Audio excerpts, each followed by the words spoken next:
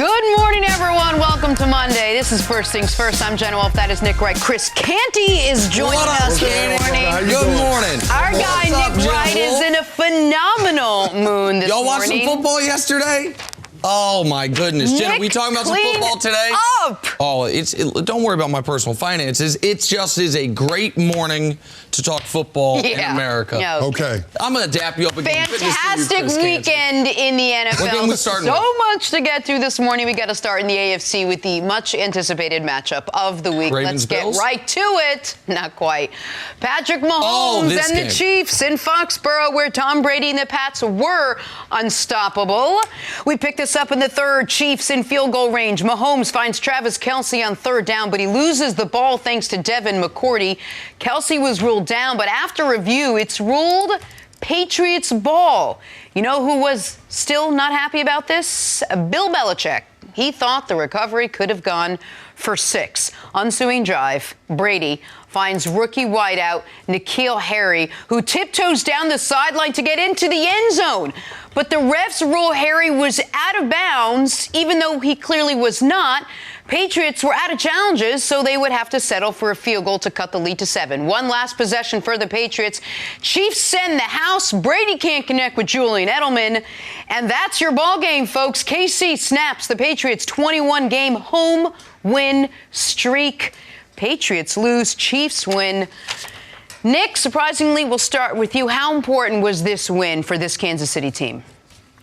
Well, if Kansas City hadn't won this game, they can't be considered a Super Bowl contender anymore. You can't have the up and down middle part of the season and then go to New England, a team in all likelihood you are going to have to face in the postseason, a team who beat you twice last year, now in crushing defeats in very close games, will beat you twice last year and lose to them again when they are clearly struggling, when they are playing their worst football, when their offense cannot find its footing for the better part of a month now, and then feel like you can win multiple road playoff games, that you can get to the Super Bowl, much less beat whatever juggernaut comes out of the NFC. So on the Chiefs side of things, the win, any type of win, keeps their Super Bowl hopes alive. Winning the way they did, to me, you might feel better about this year's Chiefs team than last year's Chiefs team, even though last year's Chiefs team had the number 1 overall seed and this year's Chiefs team won't. Because last year's team was 12-4. This year's team is going to be 12-4. Last year's team lost to the Patriots in the regular season at home, in Foxborough and then at home in the playoffs. Just went to Foxborough and beat them. But most importantly, last year at the end of the season, Canty, the defense looked the worst it had looked all year long. It was starting to be really shaky. This year, defense gave up 17 to the Chargers, 9 to the Raiders, and now 16 to New England. The defense is peaking at the exact right time, and nobody thinks the Chiefs need to have a top 5 defense. They just can't have a bottom 5 defense. So, and I know we're going to talk about the calls, and there were some questionable calls went against New England, but the Chiefs kept their realistic Super Bowl aspirations alive, and they exercised some demons from last season by going into that stadium and beating that quarterback and that coach. Well, confidence comes from demonstrated performance, and having the opportunity to actually go into Foxborough, where the Patriots are virtually unbeatable, and get that win, I think that's huge moving forward, just knowing that if they have to go down that road again, that this is a team that's more than capable of being able to get that done. The New England Patriots, even though that was an ugly loss yesterday, and they've got some ugly losses this season, this is a situation where they still have the inside track to have a first-round bye. So they will be one of the top 2 seeds in the AFC. So eventually, you're probably going to have to go into Foxborough. Listen, now with the New England Patriots remaining schedule, the Cincinnati Bengals, you have the Buffalo Bills and the Miami Dolphins. I think the Patriots are done losing this season. That Bills game is in Foxborough. So I just look at this situation for the Chiefs, knowing that you have the potential to be a 3 seed when the playoffs start. If you do have to go back in Foxborough and say the divisional round and get a win, you have this experience to be able to draw on. But to your point about their defense showed up in situational football, probably more so than we expected. They were able to hold the Patriots offense to 2 of 12 on third down and 1 of 3 in the red zone. If you're playing that well in situational football, that's something that bodes well once you get to the postseason. And they took the Patriots punch at the beginning. The Patriots get 2 third-down conversions via penalty and then run a trick play because they know the offense is going to be stagnant, and they get a touchdown. That's immediately followed by a Patrick Mahomes interception. Mahomes started this game with the most consecutive incompletions of his career and threw a pick, and it felt like, you got to be kidding, like, same old story. And then to survive that and then also survive the rally at the end, to me, spoke a lot to what the Chiefs are made of. But also they needed help from the Chiefs defense because Patrick Mahomes was not 100%. The hand was bothering him. He got hit in the stomach. It seemed like his ribs were bothering him. He was kind of gimping along, didn't have his best game, and still obviously came out with the win, thanks in large part, obviously, to their defense. But we heard something yesterday that I've never heard at Foxborough. Fans booing the Patriots, actually booing. Belichick was asked afterwards, and shockingly, he gave a 2-word answer. Nick, how concerned or worried should the Patriots be about at least this last month of offense, but really their offense this entire season? Patriots offense is bad. Like, this is not, you look at the teams that, remember early in the year I kept saying, if you took every team's offense, defense, and special teams, the best unit in all of football was the Patriots secondary, the Patriots pass defense in particular. I don't know if that's true anymore. But right now, if you took all the teams that we know are going to be in the playoffs, all the 9-win or better teams, the weakest unit of all of them is the Patriots offense right now. They can't run the football. Sony Michel got a few carries early, and then he got banished. They actually started running the ball with James White, something they almost never do. They had 2 drives where they accumulated more than 45 yards. Patriots' 5 biggest plays of the game: a flea flicker, a pass from the running back, defensive pass interference, and a 42-year-old man scrambling for his life on 4th down. They can't move the football. I have no reason to believe that's going to change. And that's the only reason why, when you're saying you think they're done losing for the rest of the year, I think they'll beat Buffalo. But Buffalo's defense is good enough that if the offense stays this stagnant, to me, it wouldn't be shocking if they lost that game. The offense is in real trouble in New England. No, the offense is in real trouble. And we saw outside of the trick play early on in that game, the only way they were able to set up points for a touchdown was by that block punt by Nate Ebner, led to the Brandon Bolden touchdown run. So, yeah, you're absolutely right. We should be concerned about this Patriots offense. I know I've tried to give them as much time as they need in order to develop an identity. But usually around this time of the year, we figured out who the Patriots are going to be once we're going into January football. But they just haven't done that, Nick. If you look at yesterday's game, averaged 4.5 yards a play. I think that's a true indicator of how much productivity you're getting from the offensive side of the ball. On the season, they're right around 5 yards. For context, the league average is 5.5 yards per play. So this would be one of the worst offenses Bill Belichick has ever coached. This would be the worst offense in terms of yards per play this entire decade. So I think it's at a point now when you see the pressure that they allowed on Tom Brady, that offensive line, which had some moving parts yesterday because Ted Karras was out. When you see the inability to be able to have balance with the run game, and then you see that Tom Brady is not on the same page with the receivers outside of Julian Edelman, I feel like there's a lot to worry about in terms of this Patriots offense being good enough for them to compete for a championship. And in about 20 minutes, we're going to get to the officiating stuff. But the officiating stuff would not have been a story if because the alleged scoop and score, I think Tyreek Hill might have gotten him, but the thing that was whistled dead, and then also the stepped out of bounds happened on the same drive. That drive culminated in a 1st and goal from the 3.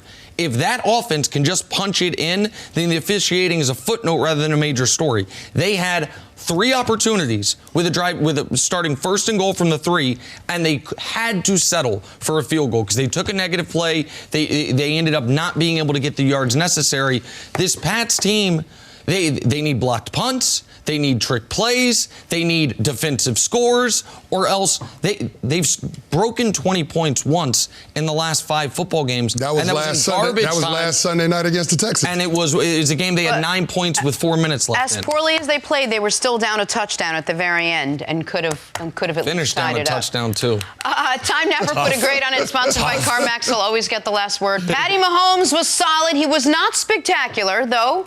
by his MVP standards. However, he picks up his first career win against the Patriots. Nick, put a grade on Mahomes' game. Yeah, I disagree. I think Patrick was outstanding. I thought the first drive of the game, he was once again shaky against New England, picked himself up, rallied. You mentioned the fact that he clearly, something happened to his hand, I think, when he got tackled on one play.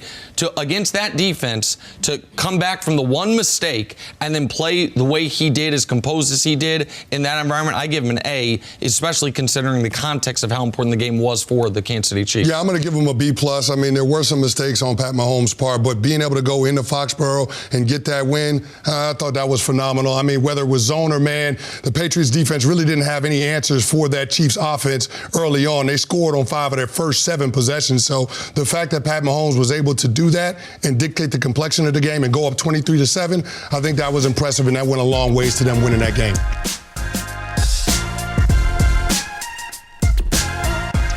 Pivotal NFC West matchup yesterday between the Rams and the Seahawks, and we finally saw that Sean McVay high-powered offense again. Jared Goff passing for 293 yards and 2 touchdowns. Todd Gurley adding 113 total yards and a touchdown. As the Seahawks snap their 5-game win streak, Rams win it 28-12. Nick, how seriously do we have to take the Rams in the NFC, or judging by your face, not very serious? Not very seriously at all. Okay. I did a good judge there, didn't I? If they hadn't blown that home game to Tampa early in the year when they scored 40 and lost, if they hadn't gone to Pittsburgh when Pittsburgh was on their second or third quarterback and only allowed 17 and lost, then we'd be talking about something here. We'd be talking about, is this a team that had a little Super Bowl malaise, it shook it off, and now is going to be a dangerous 6th seed? But how seriously do I have to take a team that's going to miss the playoffs? Not that seriously. And so listen, credit to the Rams for getting a win that I did not expect yesterday. I thought Seattle would win. I thought Seattle was going to be able to keep pace with San Francisco, if not take the outright lead in the division, because I didn't think San Francisco was going to do what they did in New Orleans. And so that's an excellent win.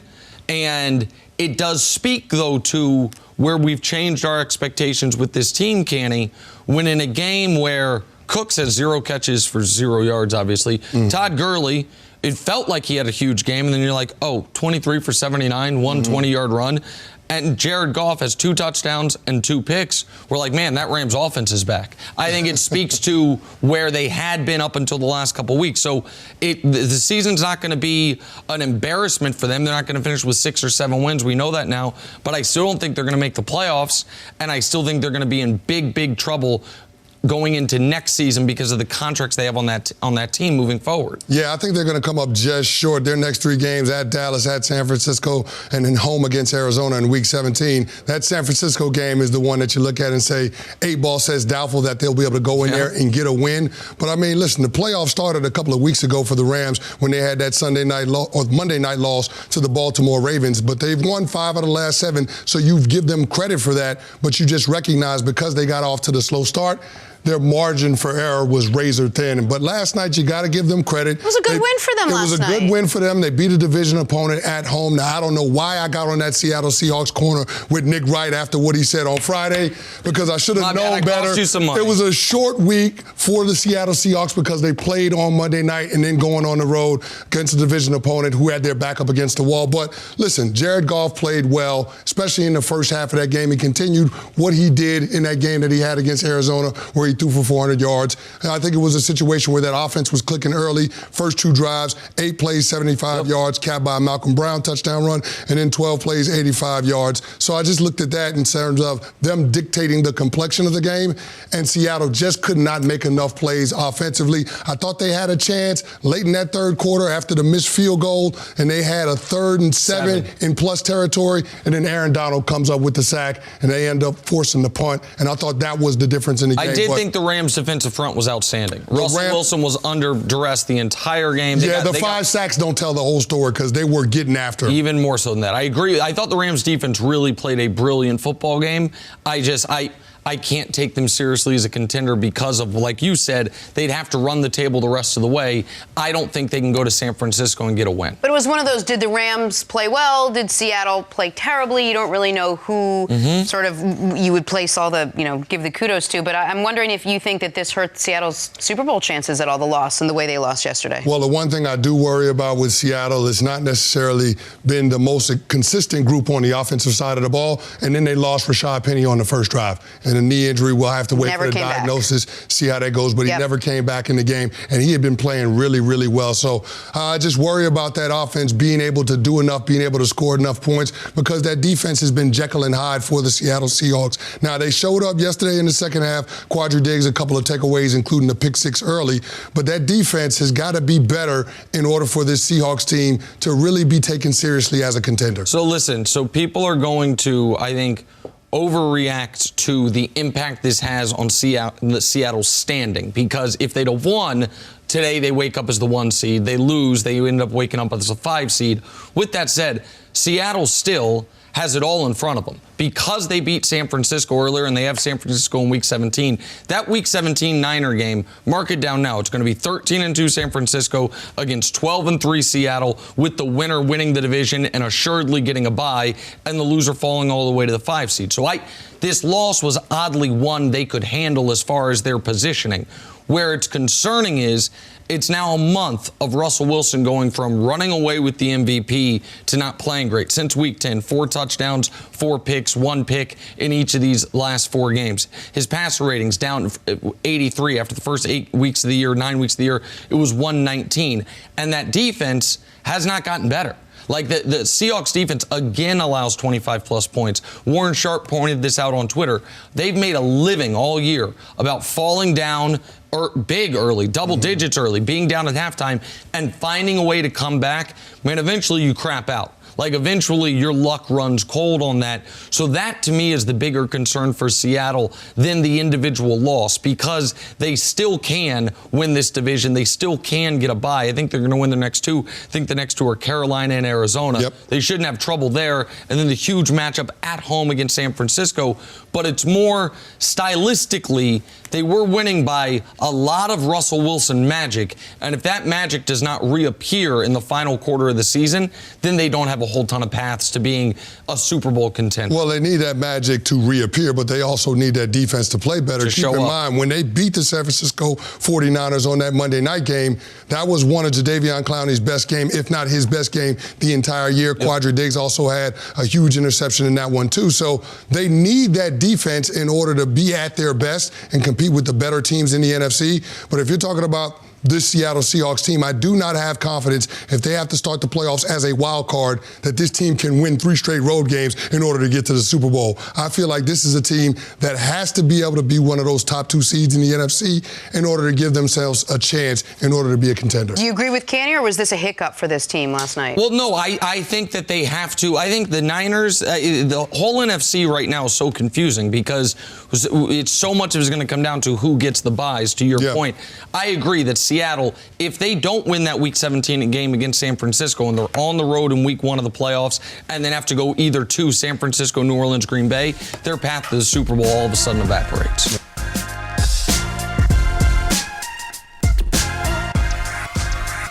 The Chiefs finally beat the Patriots at Foxborough. It wasn't without some controversy, though. Travis Kelce's fumble was blown dead, erasing what would likely have been a scoop and score.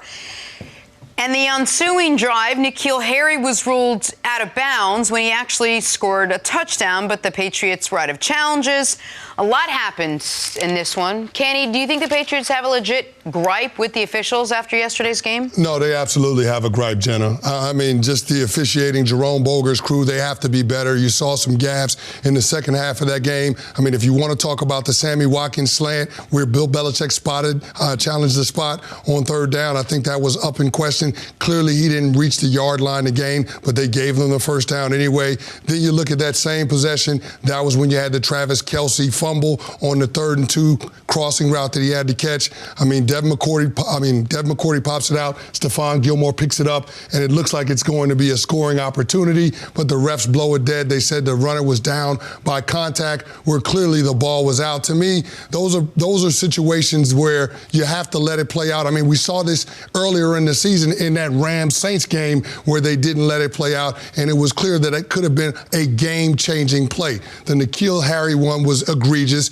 and then you had a non-call on a DPI by Kendall Fuller on Philip Dorsett on that last Patriots possession. You could have been talking about having 1st and goal at the 5-yard line as opposed to ended up having that 4th and 3 where they couldn't complete that pass to Julian Edelman. But in all of those situations, you have to look at the officiating and you have to be critical of it because you feel like they cost the Patriots in terms of some pivotal moments in that game last night. All right, I'm going to take a deep breath here because this is, to me, so rich and borderline unbelievable. The reaction to, for the first time in my memory, some tough calls going against New England. And it's raining here in New York City this morning. It actually is just all the tears pouring down from the greater New England area from all the crying that's been going on over the last 12 hours about this. So let's talk about all of these things. Okay? The fumble should have been not whistled dead, no doubt about it. Now, the idea that that was going to be a scoop and score, we showed the highlight. The fastest player in the league is already ahead of Stephon Gilmore, forcing him towards the sideline. Maybe that would have been a touchdown. Maybe it wouldn't have been. But, hey, Patriots had a challenge. Their final challenge. More on that in a moment. And they get the ball. It's a mistake. I agree. It shouldn't have happened. The N'Keal Harry miss is an egregious miss by the officials. And the NFL, luckily, about 20 years ago, put a process in place to fix egregious misses by the officials. They're called challenges. It's important you don't blow them like Belichick did on a very questionable spot challenge. Spot challenges, you have to be certain you're correct. He risked it, and that's why that play wasn't challengeable. Belichick wasted a challenge like Andy Reid very often does and gets killed for. That's why they couldn't challenge it. Now, should the refs have made the right call? They should have, but they didn't. There's a process in place to fix it. Patriots had squandered it. Despite all that, they have a 1st and goal from the 3, and they can't punch it in. And by the way, so let's just say the refs cost them 4. I do think the Patriots lost by 7. But it sucks. Listen. It sucks to have the calls go against you. It sucked early in the game when the Patriots clearly roughed Patrick Mahomes. They threw a flag for it. Then the refs got together and said, we're not going to call it. It sucks when there's a phantom blindside block called. That was called on the Chiefs' left guard. It sucks when there's a huge play and there's a phantom holding penalty called on the best right tackle in football, Mitchell Schwartz. And it sucks when you lose the penalty yardage battle 136-25. Because in this game where the Patriots... Say it again? There's 136 penalty yards on Kansas City. 136? 25 on the Patriots. But none of those things for the Chiefs hurt as badly as what happened to New England. I would just tell New England, I don't know, like, who could relate to what feels like egregious calls stealing a game from you.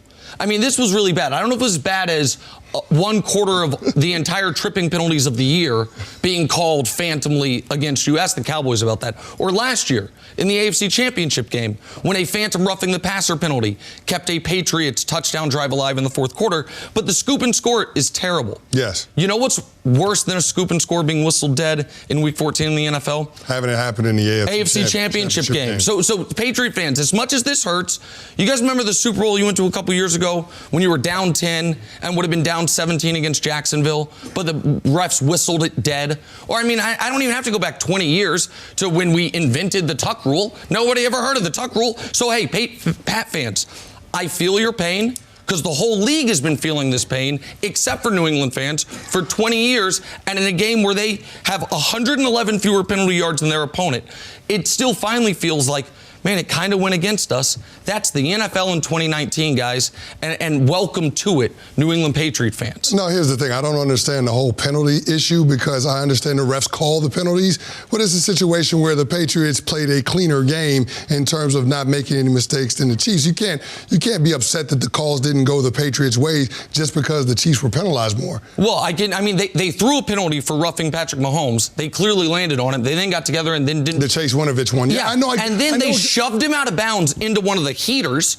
And the refs and they didn't call that. So that would have been 30 yards. Listen, it's tough, man. It's bad luck. It sucks. But the refs cost them 4 points, right?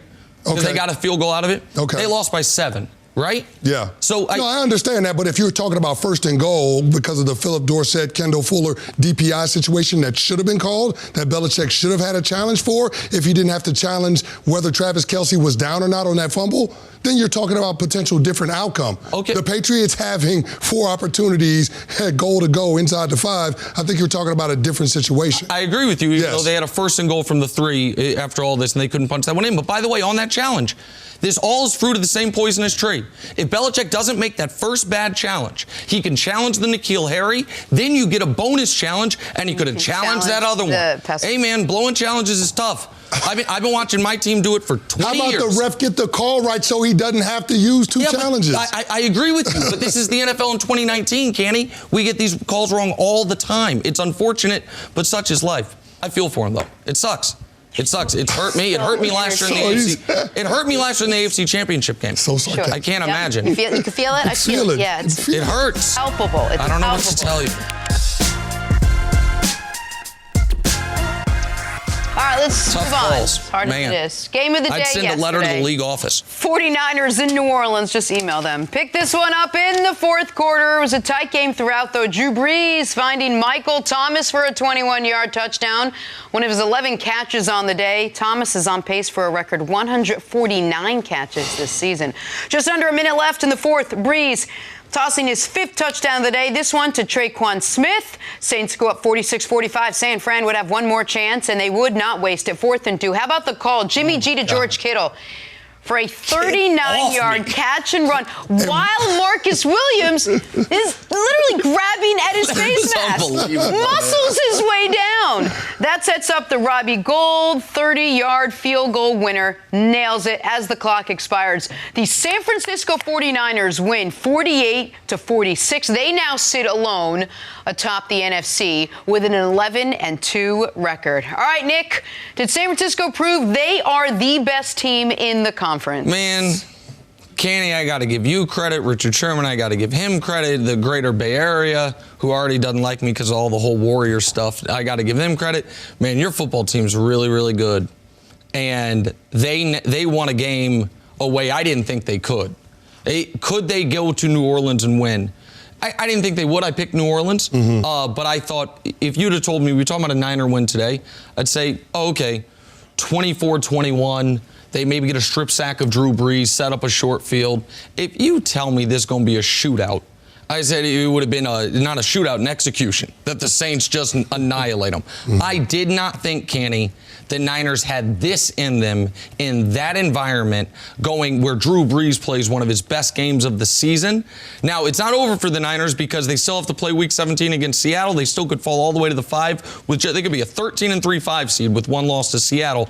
And so we got to see how it plays out. But right now, they annihilate Green Bay. They play Baltimore damn near to a draw on a monsoon on the road, and then they go do that. That is an impressive month of football for the San Francisco 49ers. No, it's really impressive what this team has been doing, and the fact that they were able to go into the Superdome and get a win. I mean, that speaks volumes about what your team is made of. And then your quarterback in the late game theatrics that we saw from Jimmy Garoppolo, I mean, to get the ball with less than a minute to go and drive him 7 plays, 63 yards to set up that field goal, including a 4th and 2 throw to George Kittle, which he turns into a 39-yard gain, plus the personal foul for the face mask to move your kicker even closer. I just feel like that was the moment we were all waiting on. And Richard Sherman talked about it a little bit after the game.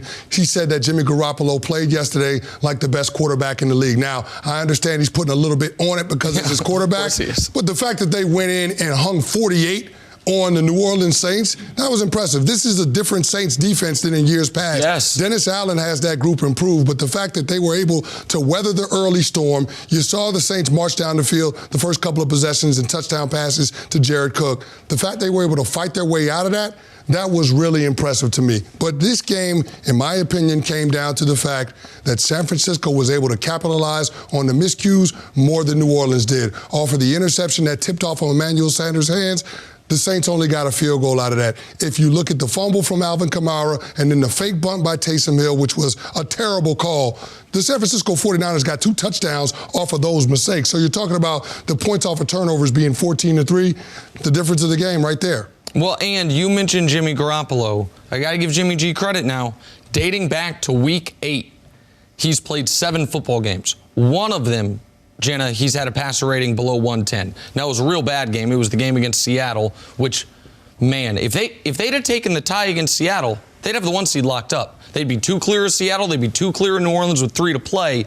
But Jimmy G has played really, really well. You're right. The fake punt, I'll never understand. 4th and 18 fake punt. I'll never understand it the rest of my life. But New Orleans started the game with 4 straight touchdowns, and San Francisco won. I never thought that could have happened. But credit Kyle Shanahan for allowing Jimmy G to go out there and throw his way to a win. Look, if you're going to doubt any part of this San Francisco team, it was, for most people, yes, it was their quarterback. Did he prove everybody wrong? I know what Sherman said, and I know Emmanuel Sanders came out yesterday and said this guy's really good. No one's really seen it. Did we see it yesterday? Well, I mean, if you can go into New Orleans and get a win, you tell me the NFC opponent that they can't go into their building and beat them. Like, I don't know. I mean, in terms of home field advantage, I would put the Superdome right up there with where Seattle is at, with Lambeau Field, New England. I mean, it's right there at the top of the list. So the fact that they were able to do that, again, kind of what we said about the Kansas City Chiefs in terms of being able to have the confidence to know that you can go into that building and win. I mean, if for some reason the 49ers don't have one of those top 2 seeds and they start off the playoffs as a wild card, I think the way that this team is built, they can go on the road and get a win because their defense will travel, their running game will travel. The only question has been their quarterback, and based on how he played yesterday, I don't know how you couldn't feel good about your chances with Jimmy G. Well, and that last point to me is the most important one because, again, the seedings this year is going to be haywire. Seattle or San Francisco, one of them is going to be the 5 seed. If San Francisco could win their next 2, and if they lose Week 17 at Seattle, they will be a 13-3 wildly overqualified 5 seed.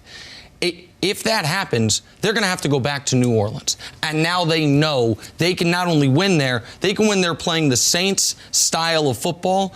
And the Saints, for all year, they've been understandably upset at the officials. They got to look at themselves on this one. The 2-point conversion after they took the lead late, it was a very odd play in a critical spot where the difference between being up 1 and up 3 is enormous. Your point on not taking advantage of the turnovers, the fake punt was just horrific game man. That is more aggressive than any analytics master would tell you to do. So New Orleans they can still get the 1, but they would have been in great position if they could have held on for that win yesterday. You know who once felt really good about Jimmy Garoppolo? Who? The New England Patriots. Oh yeah, they still might. Did you know that as many as 7 out of 10 adults wished they played a musical instrument? Unfortunately, many never do because they think it's either too late for them to start or too expensive. Musician is an online music education platform rethinking the way people learn music. It's the fun, easy, and affordable way to learn guitar, piano, bass, ukulele, or even learn to sing.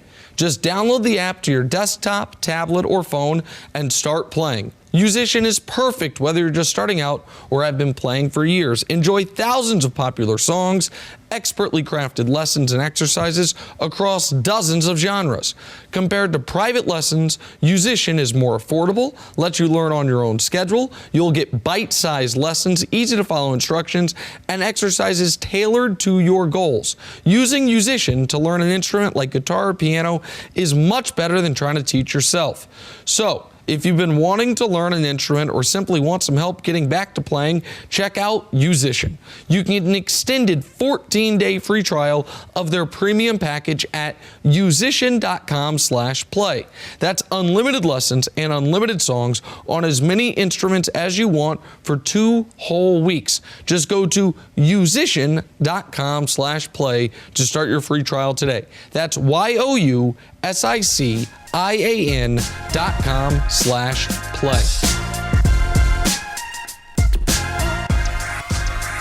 Back here, first things first. Now joined by Fox College football analyst Joel Klatt in studio. It's nice to have you here. I love it. Joel, I love being we are here. so excited. I'm just here with all the New England tears raining down on us. Yes, that's what it looks like, too, right? Listen, man, You two guys, man. Well, I'm just going by what he said. I don't make the weather. I just report it. I'm looking outside. I don't know where else it could have come from. Good to see you. You too, man. You too. A lot going on in the NFL, even more going on right now in college rankings. Yeah. Let's get to it. The college football playoff is set after a great weekend of action. Joe Burrow and the LSU Tigers will face off against Jalen Hurts and the Oklahoma Sooners in the Peach Bowl, while Justin Fields and Ohio State will take on Trevor Lawrence and Clemson in the Fiesta Bowl.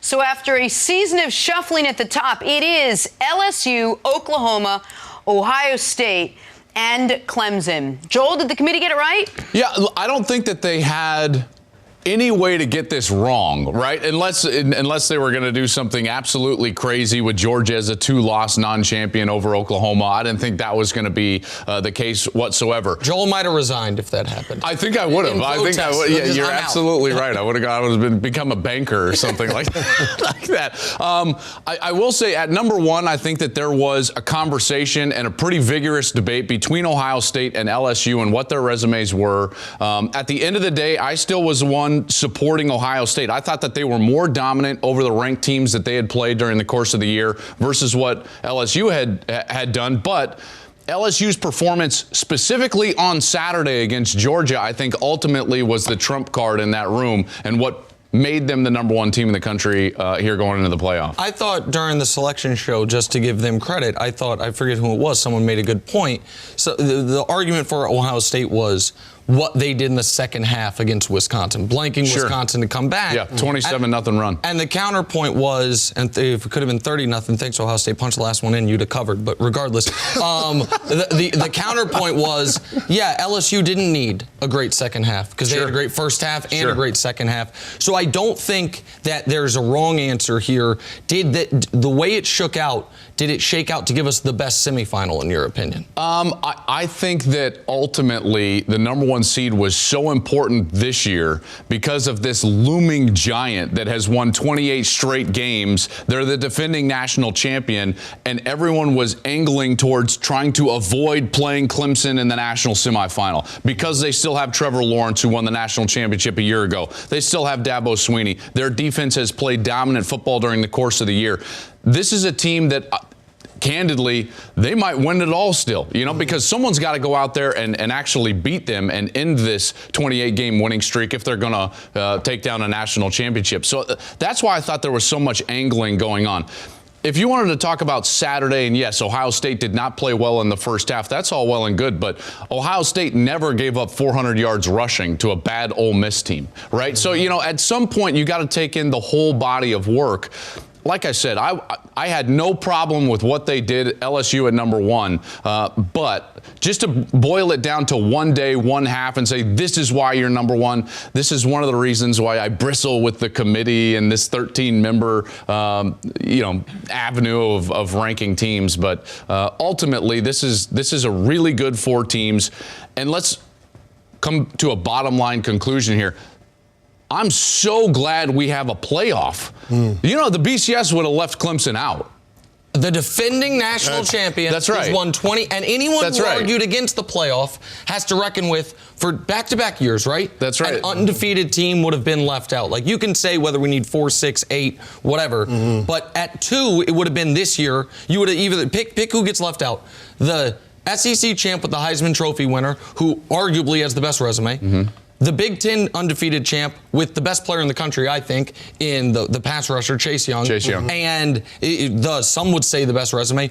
Or the defending national champion, who ever since getting tested by UNC has just crushed the world and won 28 straight. One of those teams would have been told, you don't get to prove you're the national champion. And it would have been Clemson, based on the calculation. Which is crazy, but Clemson just sleepwalks through the ACC schedule. I'm an ACC guy, so I keep a close eye on it, and they demolished my Virginia Cavaliers in the ACC championship game on Saturday night in Charlotte. But you were talking about them and talking about how dynamic Trevor Lawrence is. Yeah. But on the defensive side of the ball, it's been a little Jekyll and Hyde for that Clemson team this year. I know they're ranked up there again this year, but for Brett Venables with this group, where does this Clemson defense stack up with Clemson defenses in the past couple of years? Well, it's so different, and if you look at what they were strong at and where they were strong a year ago, they were so great at the line of scrimmage. You think of all those guys in the NFL right now, right? I mean, the Christian Wilkins and so on and so forth, Dexter Lawrence, they were so strong up front, all Americans all across the defensive line. Now you've got a defense that is much stronger in the second level and the third level. So they're a secondary-oriented team. They follow Isaiah Simmons at the linebacker position. I think that's difficult because from a year-to-year shift, they've had to completely change where they're strong, how they develop pressure, how they stop the run, what they're going to do. And so what you saw, at least in my estimation, is a team that didn't really understand how to play early. They were trying to figure themselves out. They were able to do that because they were bored with that ACC schedule. But then late in the season, they started playing better and better and better. Lawrence was bored early in the season, was turning the football over, played better and better and better towards the end of the season. And now, here they are. They've been bored all year, very untested, and yet they're the defending national champ, 28 games in a row. I think it's going to be tough to beat Clemson. I really do. Even if it's Ohio State and Phoenix, that's a tough game for Ohio State. So you like Clemson in that game? I'm not sure who I'm going to pick just yet. I think it's a flip for me, and I'm a pretty staunch. I believe in Ohio State. I saw them 7 times, for goodness sakes. I need an apartment in Columbus at this point. For me, it's a coin flip. I think Ohio State has been a great team. I think Clemson is a great team. I think Vegas is going to favor Clemson. I think it opened by 1, it moved up to 2.5, and now it's back around 1.5. So they're right there, about a flip. It's going to be so interesting because Trevor Lawrence is this generational talent at the quarterback position, and we've got this great pass rusher from Ohio State who has been double and triple teamed now for 2 straight games. Did you see some of those videos of what Wisconsin was doing? Yeah. 4 guys just sitting on Chase Young. I can't wait to watch that play out. I think it's a coin flip. I think it actually comes down to the inexperienced quarterback for Ohio State. If Justin Fields plays well, I think Ohio State will have a great chance to win. What about the other game, LSU and Oklahoma? I mean, I've seen Oklahoma a bunch this year as well, and they're just not what they have been the last couple of years. I don't believe that defense is going to be able to do to LSU what they were able to do to Baylor. I mean, Baylor was playing with a backup quarterback, a third-string quarterback for portions of that game in the Big 12 championship game, and LSU is going to carve them up. I really like. Oklahoma had a good year. It's great that they're in the playoff. They're kind of a placeholder. We were all waiting for okay, who's the number 4 team? It's going to be. It was almost Oklahoma by default. Utah said no thanks. Oregon said no thanks against Arizona State, and now Oklahoma's going to have to go play LSU. That's going to be really tough. And this whole playoff, by the way, is just playing into LSU's hands. They're going to be able to play in Atlanta where they just played. Then, if they win, most likely win against Oklahoma, they get basically a home game for the national championship, and they'll be able to play in New Orleans for the national championship against either Clemson or Ohio State. Do you like LSU? He's not going to give his pick. Overall, I'm not sure. He has to. That's what it says on the sheet. It says, ask Joel about his pick. LSU over Oklahoma, yes. Okay. All right, so you really know. Any of these 3, I think, would beat Oklahoma. There's no doubt. I think because of New Orleans, if I had to lay money today in Vegas, I would lay money on LSU. I told you, the sheet said he was going to do it. So. Before we go, if I may, just real quick. Yeah. This has been, I think, the single best year for Fox in college football. The pregame show, you and Gus doing these great games, you have been such a huge part of it. Oh, I appreciate that. It's been a monster as far as people watching it and the quality of games, and you and Gus are the best tandem in the business. Oh, man, that's nice of you. I feel normally we argue. We don't have to worry about it. That's nice of you. To get into the fact Thank you very much. Playoff with 4 home games. A lot of hard work. A lot of people put in a lot of hard work. You guys have done an amazing job. Thank you. We loved having you here in studio, Joel. Thanks so much. It's always good. You bet, Jenna.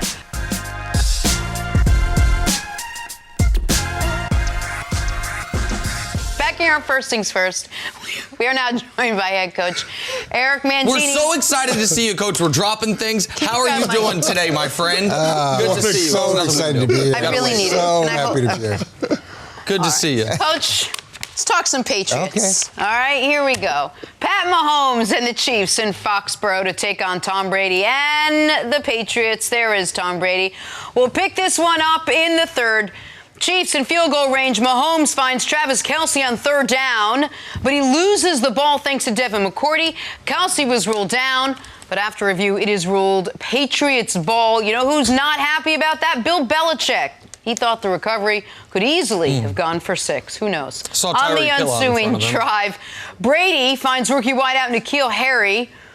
So Harry will tiptoe down the sideline, gets into the end zone, but the refs rule Harry was out of bounds, and he clearly wasn't. Belichick should challenge. Out of challenges, though, Nick. Damn. So they'd have to settle for a field goal to cut the lead to 7. One last possession for the Pats. The Chiefs send the house. Brady can't connect with Julian Edelman. KC snaps the Patriots' 21-game home win streak. That is all. Coach Belichick, Mancini got so into it. How worried do you think the Patriots should be about the offense that you saw there, the offense we've seen the last month or so? How happy is Nick right now? So happy that I was supposed to ask him the question. No, I want to hear from you. I'm excited. He's like the guy who sits on the corner and screams a prediction, and then finally it comes through. He's like, "Oh my God, I told you I was right. I told you." Look, there needs to be some concern, but there's been concern throughout the course of the season because of the issues that they have with the offensive line. And I've talked about this before. Those problems are real, and they're not going away. And it got. They took another step further yesterday, losing or not being able to play their starting center, who's a backup center for the captain who they lost.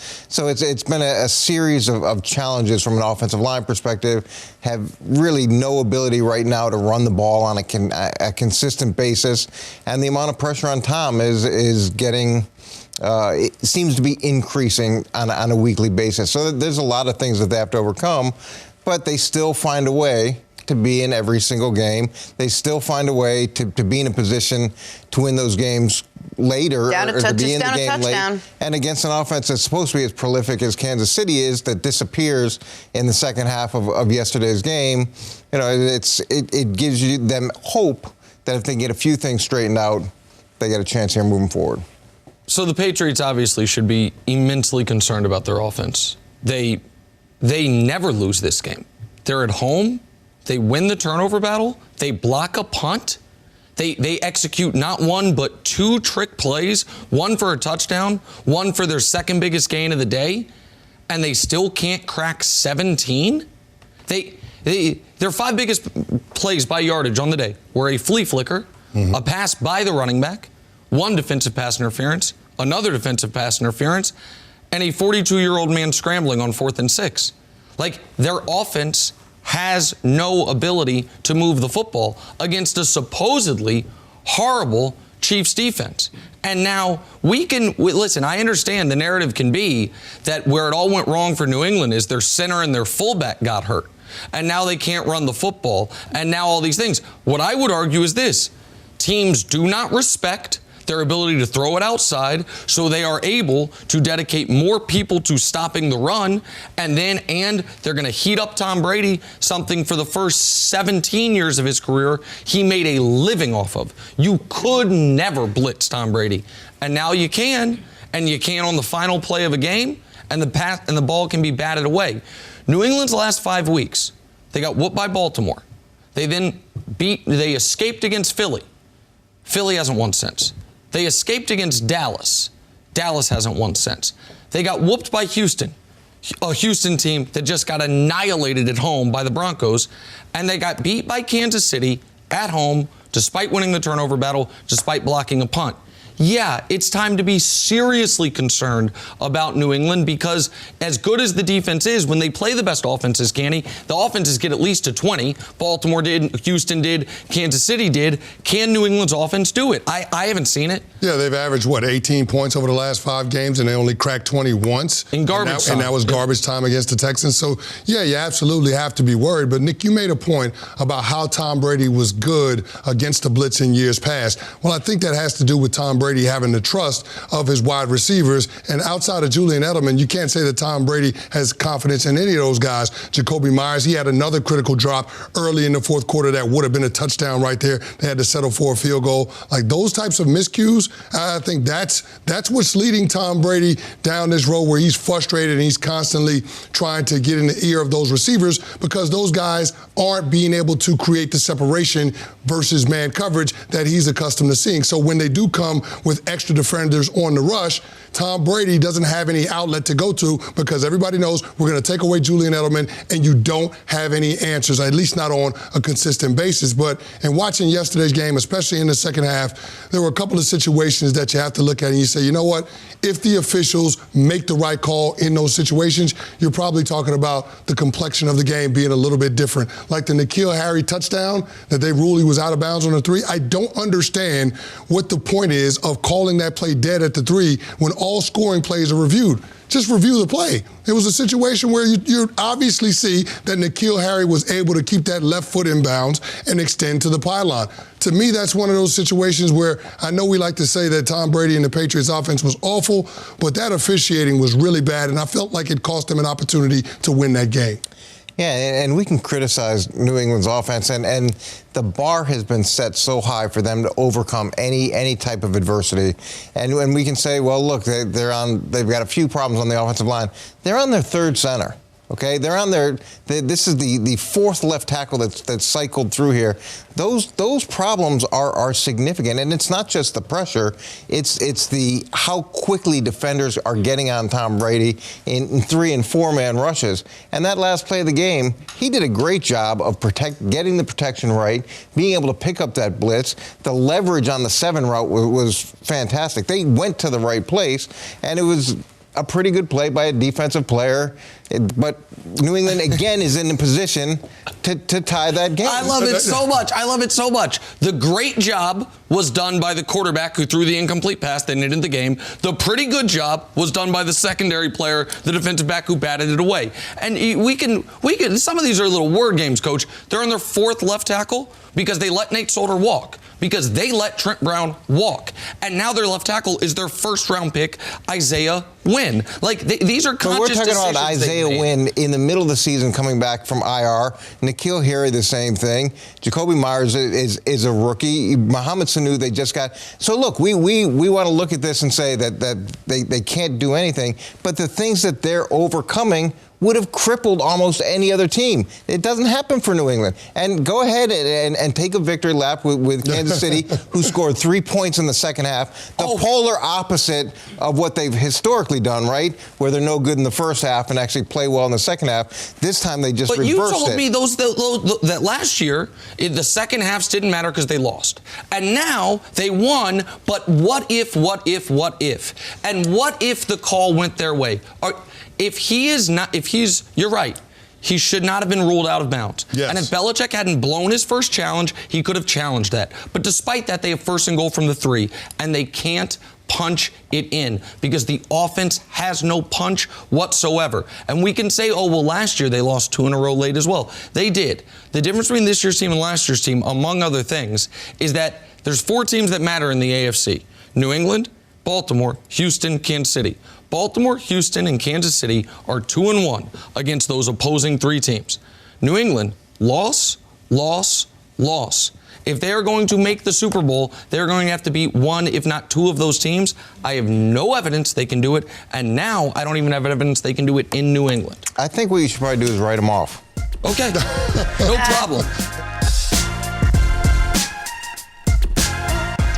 Coach, let's play a little in or out, okay? Yes. Yep, okay. Sure. All right, yesterday the Niners pulled out, I'm looking for just a little bit more. They pulled out a big win over the Saints. They now sit alone on top of the NFC at 11-2. Start with you, Kenny, because Coach didn't give me enough energy. Kenny, you in or out on San Francisco being the best team in the conference? Jenna, I'm in on San Francisco being the best team. I mean, the fact that they were able to go on the road and get a win against what I thought was the best team in the NFC going into yesterday, that was impressive. The only question for the San Francisco 49ers has been, what will you get from their quarterback, Jimmy Garoppolo, yesterday, the way that he played, engineering that last-minute drive to put them in position for the go-ahead field goal? That's as impressive as any quarterback has had of a drive at the end of a game. Yeah, I'm in on the 49ers as well. To be able to stay on the East Coast for back-to-back weeks, play Baltimore as well as they did, and then come out with the win like they did this weekend, to me, that's impressive. Now, I am pretty disappointed that they give up 45 points. I expected a lot more from that defense, and I thought there'd be more pressure on Drew Brees than what they got.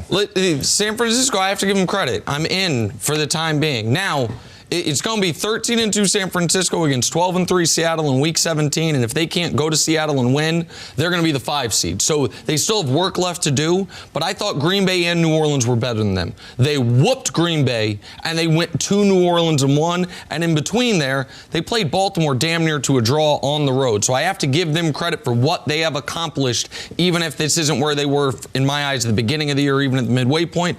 I'm in. They're a couple plays away from being 13-0 or 12-0-1 at this point. Got to give him credit. Right now, they're the best team in the NFC. All right, moving on. Tom Brady and the Patriots had been untouchable at Foxborough the last 2 seasons until yesterday. TB12 did not look great. 19 for 36, 169 yards, 1 touchdown, 1 pick. Canny, you in or out on Tom Brady still being an elite quarterback? I'm still in on Tom Brady being an elite quarterback, and this is a little bit of a Lifetime Achievement Award. I'm assigning him this just because I've seen him play at such a high level for so long. I think the struggles that we've seen on the offensive end and in the passing game have more to do with the players around him, the offensive line being shaky, and the skill positions outside of Julian Edelman not being trustworthy in his eyes. So I think that's why we have to attribute the poor performance from Brady to some of those skill position players. Man, really, on that last play, that could have been pass interference, too. It looked like the DB got there pretty early. But they missed a lot of calls yesterday. That happens in some of these games, and you gotta deal with it. But, of course, Tom's an elite quarterback. There's not many people that could do what Tom does on a consistent basis with the amount of challenges that they face this year especially, and the amount of turnover that he's consistently dealing with. Listen, I know this will shock everyone. I actually agree with Coach. There's not a lot of people that could do what Tom Brady can do. The whole world's got like 7.5 billion people. There's only like 25 of them who can even do it better than Tom Brady. Unfortunately, that's who we're comparing him to. And so, I can't with this dude. Eighth straight game of a sub-100 passer rating. That's happened once in his career. It was his rookie season.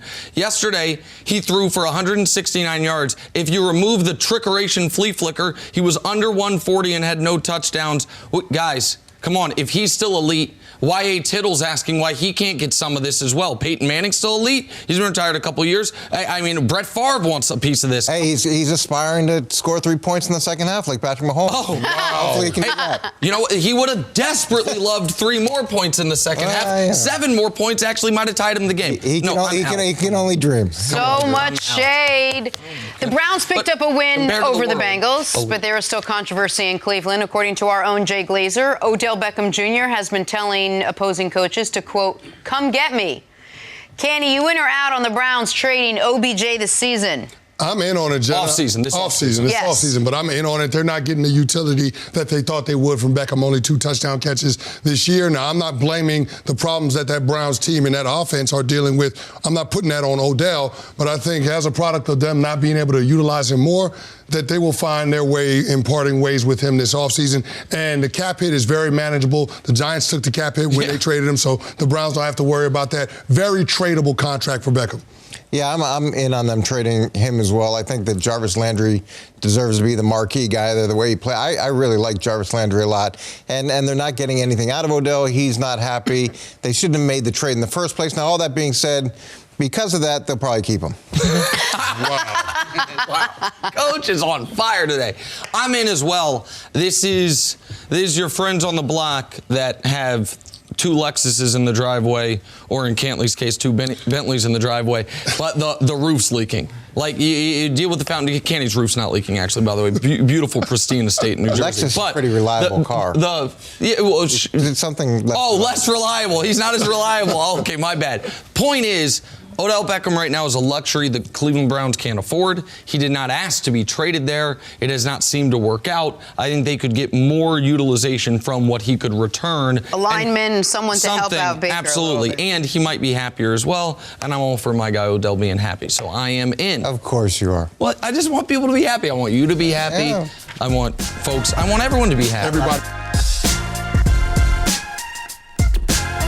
On to the Cleveland Browns now. They hosted the lowly Bengals for Ohio bragging rights yesterday. And while they were able to win the game, despite a pedestrian day from Baker Mayfield, who went 11 of 24 and tossed 2 picks, they seem to keep losing the PR battle. Before the game, Fox's own Jay Glazer reported that Odell Beckham has been telling opposing coaches to, quote, "Come get me." Here's Baker Mayfield talking about his star wideout. The drama is just drama. It continues to be that on the outside. Within our walls, we know exactly what we have, and we have a good relationship where it's very straight to the point. So I'm not worried about that. Has he ever given you the sense that he doesn't want to be here? No, he wants to win. I've said that over and over again, and that's not going to change, and he's not going to change who he is. He's Odell, and he's proud to be who he is, and he wants to win. Kenny, what's your reaction to what's going on right now in Cleveland? Well, Beckham doesn't have the kind of cap hit that he has in 2019 for only 2 touchdowns. So, I mean, you're not getting essentially what you paid for, why you sent Jabril Peppers, a first-round pick and a third-round pick, to the New York Giants. You envisioned this being an explosive offense with Jarvis Landry, Nick Chubb, and then, of course, Kareem Hunt. Once he's come back from suspension, he's looked really good. But that offense hasn't been explosive this year. Baker Mayfield has got more interceptions than he does touchdowns. They're the 20th ranked passing offense. So, yeah, with Odell Beckham Jr., you're not getting what you thought you would get out of him, and your offense is not as dynamic as you thought it would. So the fact that this team has issues up front with their offensive line, the fact that Beckham is still viewed as one of the game-breaking threats around the National Football League, I think that he has more value as an asset in order to bring back some pieces that could complement what you already have in place. The Cleveland Browns have skill position players, but their big guys on offense, they need an upgrade. They traded away Kevin Zeitler in order to get Olivier Vernon from the New York Giants to help out that Browns defensive front, but I don't think they recognize how important that offensive line was to Baker Mayfield's second half success in his rookie year. So for all of those reasons, I think this is setting up for the Browns to make a move and trade Odell. You know how certain trades we say, you look back, or even in real time, you say it's a win for both sides. Both sides got what they needed. Feels like the Giants-Browns-Beckham trade is a lose-lose. The Giants absolutely could have used Odell to try to shepherd along Daniel Jones in his rookie season, which got off to that great start and since then has gone awry. And the Browns traded for an asset they didn't need. When you're looking at the team, they had Jarvis. They had invested in the wide receivers. Now, I liked the trade in real time in large part because I thought Baker was going to be a lot better than he's been. But I think this conversation's less about the X and O's football of it and more about Odell Beckham being unhappy in a place once again. And so it should be noted, Odell, even though it seemed like he wanted out of New York, did not ask to be traded to Cleveland. I think he thought he'd go to New England, San Francisco. He ends up being traded to Cleveland. Odell reminds me a lot of Kevin Durant in this regard. They're both seekers. And they both, I know I can't call Odell one of my closest friends, but I do consider Odell a friend. And he's angsty. And like, you know what I mean? A guy thinking about what's next all the time, even when things are going really well.